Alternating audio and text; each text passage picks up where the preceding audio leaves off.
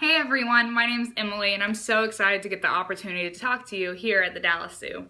So today, I brought one of my absolute favorite animals out with me, and that's our prehensile-tailed porcupine. Now, what here, looking at this porcupine, tells you that it is a porcupine? Quills, definitely. That's a definite good first step to identifying a porcupine. Now, what about this long tail? So this porcupine is called a prehensile-tailed porcupine. Does anybody have an idea on what prehensile-tailed means?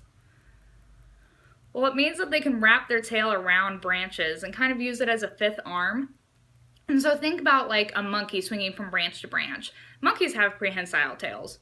Well, so do porcupines.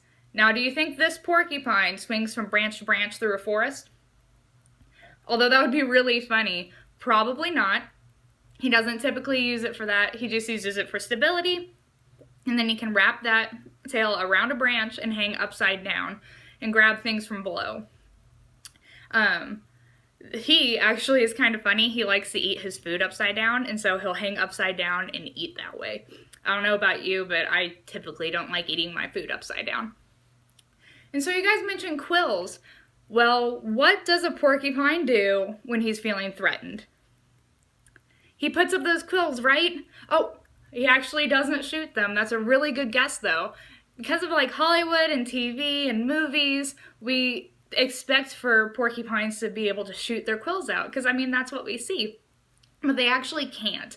And so when a porcupine gets scared, he'll puff up those quills and kind of like hunch over, which pushes those quills back.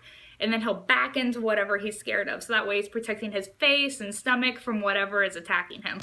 But basically what he's saying when he does that is just like, hey man, back off, I need a little personal space. And so that is their primary defense mechanism. Although if you can see here, he does have some pretty long claws as well, and so I wouldn't want to get in the way of those either. Now, we talked about he uses that prehensile tail to climb up in trees. Where do you think he lives most of the time? Up in the trees, good job. He does spend the majority of the time in the trees. However, sometimes he will come down to get some roots and shoots down from the ground. Now, if he's eating roots and shoots and leaves and bark, what kind of animal do you think that makes him? What do you think he eats? Do you think he's a carnivore? Do you think he's an omnivore? Do you think he's a herbivore? Herbivore, you guys are so smart. Good job. And so herbivore means he eats plants. He's basically a vegetarian. Here at the zoo, some of his favorite treats are grapes and apples and corn. Oh my goodness, does he love corn. Now, we know they live up in trees, but where do they live in the world? Well, he likes lots of trees, so probably a forest. Yeah, a forest. Now, what about like country-wise or a continent? Do you have any idea if he lives in a dense forest?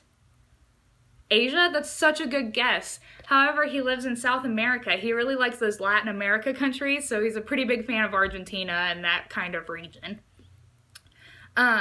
So we talked about what he eats and where he lives and what he uses his quill for and what his tail is.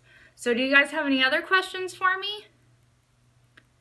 Well, thank you so much for coming here and meeting me and meeting my friend here and visiting the Dallas Zoo. If you have any questions at all, my name's Emily and I'll be hanging out for a couple more minutes and feel free to ask. If not, have a fantastic day and I hope you enjoy our zoo. Thank you.